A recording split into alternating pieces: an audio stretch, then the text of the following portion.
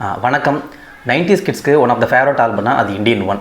AR Rahman அதில் எல்லாமே செம்மையாக பண்ணியிருப்பாரு. எல்லா பாட்டுமே சூப்பராக இருக்கும். ஆனால் இந்தியன் 2 அனௌன்ஸ் பண்ணும்போது ரகுமான் தான் இருப்பார்னு நினச்சோம். ஆனால் அனிருத்னு சொல்லி மாற்றி சொல்லியிருந்தாங்க. நிறைய பேருக்கு ஷாக்காக இருந்துச்சு.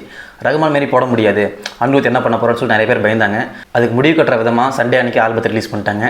இந்தியன் 2 ஆல்பம் எப்படி இருக்குது, அனிருத் என்ன பண்ணியிருக்காரு, அதுதான் இந்த வீடியோ நான் ரிவ்யூ பண்ண போகிறேன். வாங்க வீடியோக்குள்ளே போகலாம். ஆல்பமில் மொத்தம் 6 சாங். இந்த 6 சாங்கும் என்னோட ஃபேவரட் படி நான் லிஸ்ட் பண்ணுறேன்.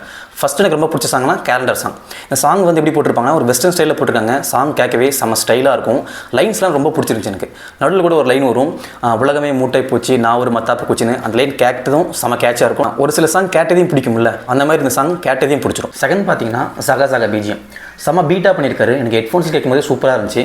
தேட்டரில் டால்பி அட்மாஸ் சவுண்டில் கேட்டேன்னா செம்மையாக இருக்கும்னு நினைக்கிறேன். இது பார்த்தீங்கன்னா விக்ரமில் ஒரு டிஸ்கோ பிஜிஎம் வரும்ல, அந்த மாதிரி இருக்கும் லைட்டாக கேட்குறதுக்கு. இதுவும் சூப்பராக இருக்குது. தேர்டு பார்த்தீங்கன்னா நீலப்பூன் ஒரு கர்நாடிக் ஸ்டைலில் பண்ணியிருக்காங்க. ஒரு சாஃப்ட் மெலடி சாங் இது. இதுவுமே சூப்பராக இருக்குது. இந்த பாட்டு நடுவில் வந்து ஒரு இன்டர்வியூவில் வந்து ஒரு வயலின் யூஸ் பண்ணியிருக்காரு. அது கேட்கவும் செம்மையாக இருக்கும். எனக்கு தெரிஞ்சு இந்த பாட்டு வந்து ஒரு மாண்டேஜ் மாதிரி வரும்னு நினைக்கிறேன். ஏன்னா பெருசாக பீட் இருக்காது, ரொம்ப சாஃப்டாக போயிட்டே இருக்கும். கேட்கவே மாண்டேஜ் ஸ்டைலில் தான் இருக்கும். ஃபோர்த்து பார்த்தீங்கன்னா கதரல்ஸ். ஒரே இந்த பாட்டு தான் தூக்கி போட்டு அடிச்சிட்ருக்காங்க. லைன்ஸ்லாம் செம்ம காமெடியாக இருக்குது அப்படின்னு சொல்லி தூக்கி போட்டு அடிச்சிட்ருக்காங்க. ஏன்னா தாத்தா 7 மணிக்கு வராரு, 7:30 தர போகிறாருன்னு சொல்லிட்டு லைன் வந்து லோக்கலாக எழுதியிருக்காங்க. ஆனால் இதுவுமே கேட்கவே நல்லா இருக்குது.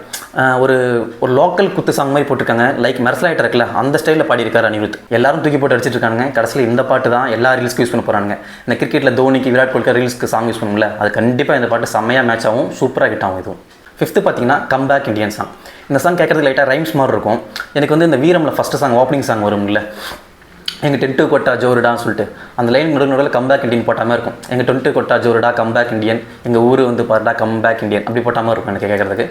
இந்த பாட்டு ஓரளவுக்கு ஆவரேஜாக இருக்குது. லாஸ்ட் சாங் பாரா சாங். நிறைய பேருக்கு இந்த சாங் தான் ஃபேவரட்டாக இருந்துச்சு. ஆனால் எனக்கு தான் லாஸ்ட் சாங் இருந்துச்சு. எனக்கு இந்த பாட்டு கேட்கும்போது இந்தியன் ஒன்றில் கப்பலேறி போய் சாங் இருக்கும்ல, அந்த டெம்ப்ளேட் அப்படியே போட்டாமல் இருக்கும். ஸ்டார்டிங் ஃபுல்லாக ஒரு பேட்ரியாட்டிசம் போயிட்டுருக்கும். நடுவில் ஒரு சின்னதாக ஒரு சாஃப்ட் மெலடி கொடுத்துட்டு ஹீரோயினுக்கு மறுபடியும் பேட்ரியாட்டிஸ்குள்ளே போயிடும். அந்த மாதிரி போட்டிருக்காங்க இந்த சாங். இதுதான் இந்தியன் 2 ஆல்பமோட மொத்த சாங்கும். எனக்கு எல்லா சாங்குமே பிடிச்சிருந்துச்சு. அனிருத் என்ன பொறுத்த நல்லா தான் பண்ணியிருக்காரு. ஒன் வேர்டில் சொல்லணும்னா இந்தியன் 2 ஆல்பம் பீட் செம்மையாக போட்டிருக்காரு. நீங்கள் இந்தியன் 2 ஆல்பம் கேட்டிங்கன்னா உங்களுக்கு எந்த அளவுக்கு பிடிச்சிருக்குன்னு சொல்லிட்டு உங்கள் ரிவ்யூலாம் கமெண்ட்டில் சொல்லுங்கள்.